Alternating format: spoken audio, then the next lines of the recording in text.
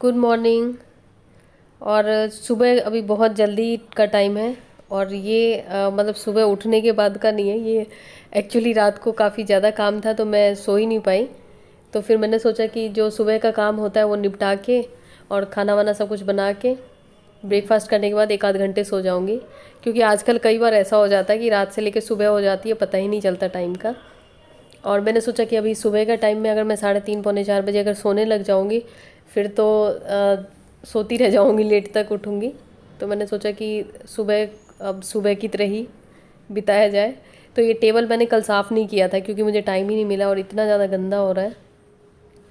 या तो मुझे लगता है मैं काम स्लो करती हूँ या पता नहीं क्यों कि मतलब काम मेरे से हो ही नहीं पाता जल्दी, या तो ये हो सकता है।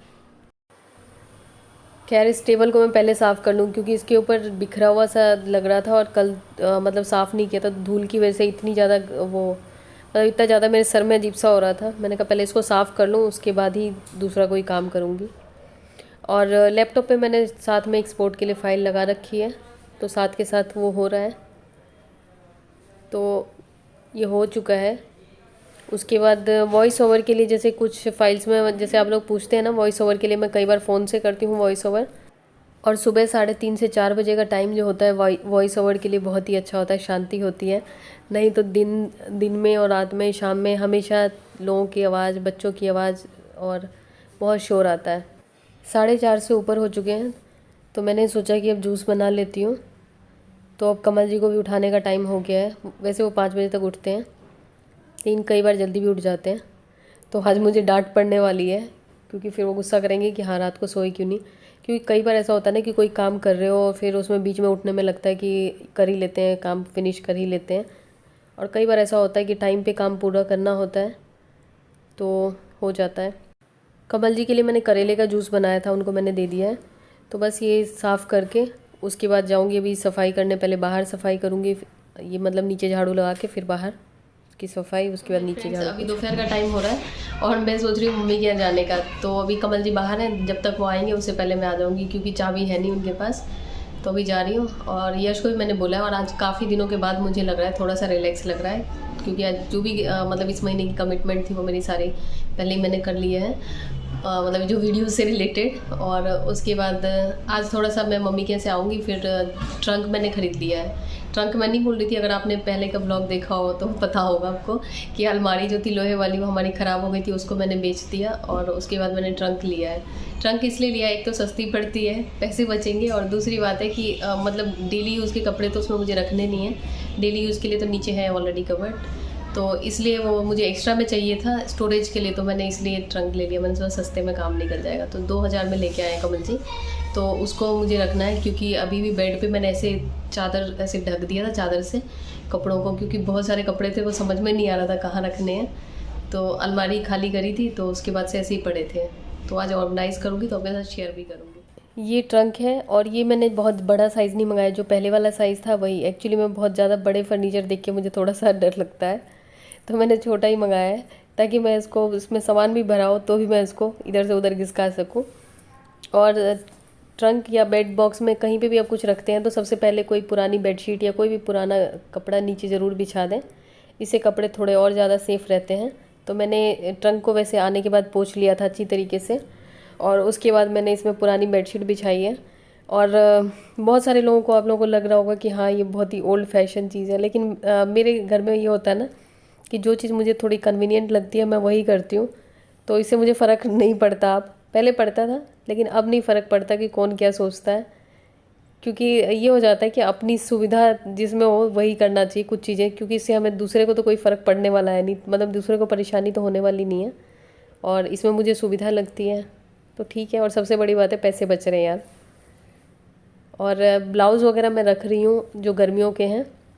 और अभी मैंने जैसे रीऑर्गेनाइज़ करने का बहुत फ़ायदा है कि आपको मतलब कुछ ऐसी चीज़ें, कितना भी आपकी अलमारी या जो भी आप जहाँ पे भी कपड़े ऑर्गेनाइज़ करके रखते हैं एक्स्ट्रा कपड़े, अगर आप बार बार उनको ऑर्गेनाइज़ करेंगे तो आपको ऐसी चीज़ें मिलेंगी जो आपको लगेगा हाँ डिक्लेटर करने की ज़रूरत है। ये कुछ ऐसे ब्लाउज़ हैं इसमें से जो कि मैंने एक बार ट्राई करके भी नहीं देखे, टेलर के यहाँ से सिला के आए थे। और कुछ ब्लाउजेज़ में वो नाप वाली पर्ची होती है वो भी लगी हुई है अंदर। बस ऐसे के ऐसे सिल्क वाले ब्लाउज़ हैं। और ऐसे ही पड़े हैं। अब उन सबको मैं निकाल दूँगी क्योंकि जो साइज़ के नहीं हैं, तो फिर मैंने सोचा कि अब उनको हटा ही देती हूँ, बिना मतलब कि क्यों जगह घेरे हुए हैं। और ये ब्लाउज़ है जो मैंने अभी मंगाया था कुछ टाइम पहले, बड़े गले वाला। तो आप लोगों में से शायद किसी ने बोला था कि बड़ा गला हो अगर ब्लाउज़ का तो उसको कैसे सही करें। तो खैर मुझे भी इसको सही करना है, क्योंकि मुझे थोड़ा भी बड़ा गला होता है ब्लाउज़ का तो मुझे अच्छा नहीं लगता। तो मैं इसको सही करूँगी और आप लोगों के साथ वीडियो ज़रूर शेयर करूँगी। और इस चैनल पे अगर नहीं किया शेयर तो दूसरे चैनल पे, अनुपमा झा चैनल पे आपको मिल जाएगा, नहीं तो इस चैनल पे मिल जाएगा। मतलब जो चीज़ यहाँ मिलेगी तो वहाँ, मतलब कुछ चीज़ें यहाँ मिल जाएंगी, कुछ वहाँ मिल जाएंगी।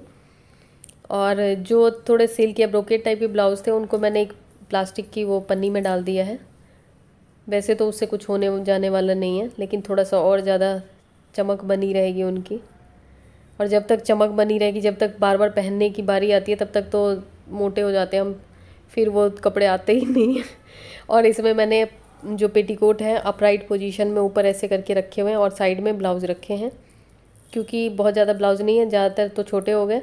पिछली बार भी मैंने बहुत सारे निकाले थे, इस बार भी निकालने हैं। कम से कम मुझे लगता है 1 दर्जन से ऊपर तो इस बार निकालूंगी मैं। पता नहीं क्यों हर बार मैं सिलाती हूँ, हर बार यही होता है मेरे साथ।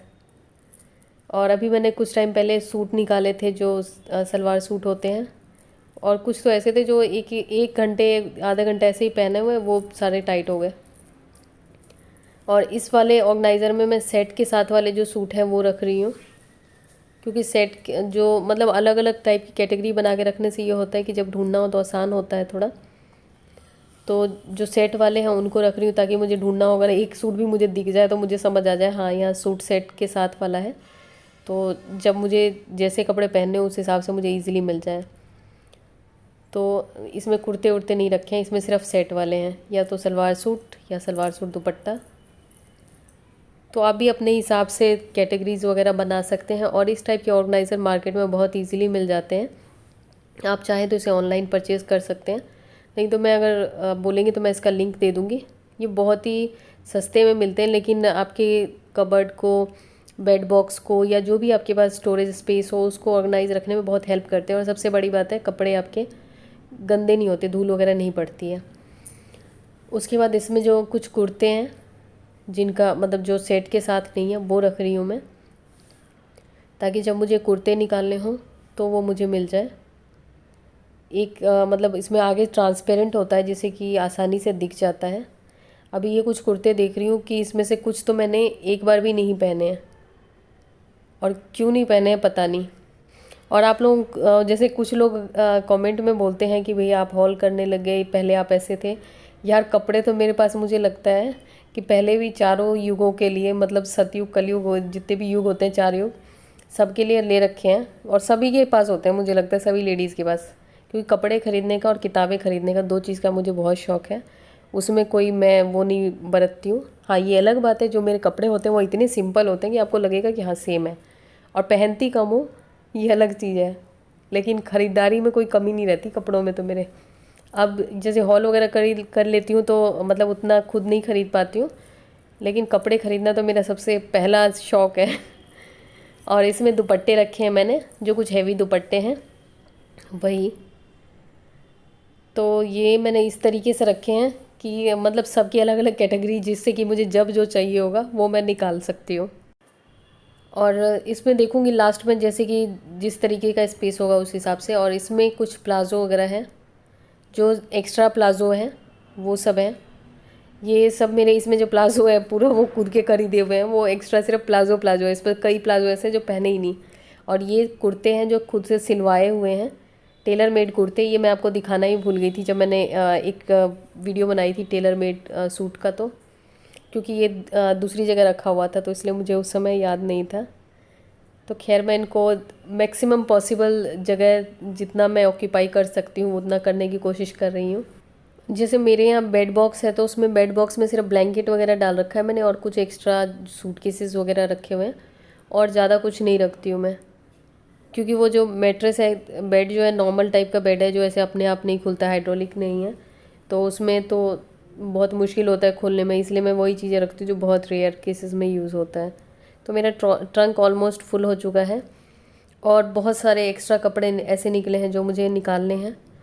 नहीं तो मतलब हर बार ऐसा होता है कि समझ में ही नहीं आता कि क्या पहने, 2 ही 3 रिपीट करते रहते हैं और जो नए कपड़े होते हैं वो रखे ही रह जाते हैं, फिर हम मोटे हो जाते हैं। तो अगर आपको भी ऐसा लगता है तो आप भी अपने घर में कभी कभार रीऑर्गेनाइज कर लिया कीजिए, बहुत सारी चीज़ें निकलेंगी जो काम की नहीं होती हैं। मैंने साफ़ करके जो भी एक्स्ट्रा कपड़े निकले थे निकालने वाले, वो सारे के सारे मैंने ऐसे ही बाहर ही छोड़ दिए हैं, नीचे छोड़ दिए हैं मतलब बेड के, क्योंकि अभी मुझे फिर याद आया कि मुझे एक हॉल वीडियो करनी थी, तो जल्दी जल्दी मैंने हॉल वीडियो किया, उसमें और ज़्यादा बिखर गया, मतलब जो रख दिए थे उसमें से फिर निकाल के करने पड़े, तो अब कल जाके सही करूँगी। तो अभी तो खैर एडिटिंग कर रही हूँ और अभी काफ़ी लेट हो चुका है रात को, तो थोड़ी देर में ये एडिटिंग कंप्लीट होने वाली है, तो उसके बाद जाके सोऊंगी। और कल देखती हूँ, कल एक्चुअली मुझे कहीं जाना है, क्योंकि इस महीने थोड़ा सा मतलब महीना तो ख़त्म ही होने वाला है, सर हल्का है मेरा क्योंकि काम टाइम पे कर लिया इसलिए। तो चलिए इस वीडियो में या इस ब्लॉग में इतना ही, मिलती हूँ आपसे नई वीडियो में या नए किसी ब्लॉग में, तब तक के लिए बाय बाय।